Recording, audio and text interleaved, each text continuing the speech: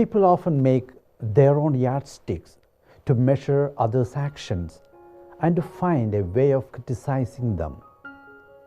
They make their own measuring tapes to determine the deeds of other people and thus find ways to put down them.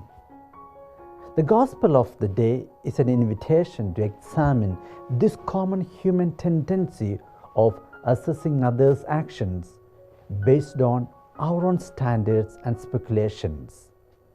In the gospel, we see the disciples of John who come to Jesus with a critical query.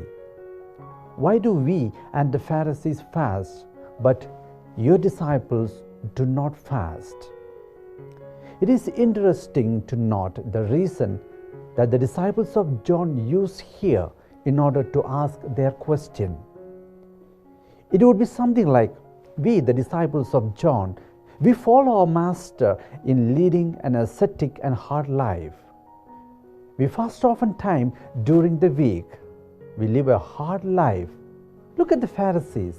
They too fast twice a week, which is more than a stipulated requirement of the law.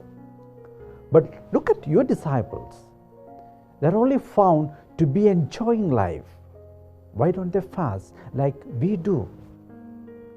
They had perhaps made their own yardsticks to measure the actions of the disciples.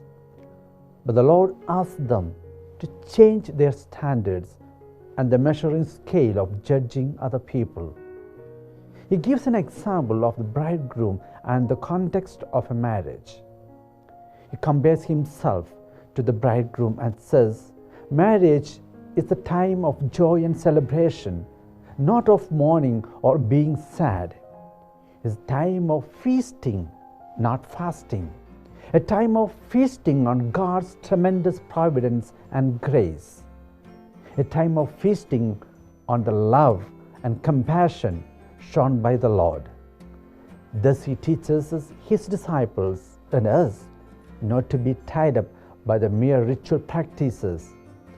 Rather, find meaning in all that we do and celebrate in life. Let us pray. Lord, help us always remain true to ourselves and be honest in what we do. Let the love and kindness of God always radiate in us, and thus we know for sure that we live and celebrate life with you always. Amen.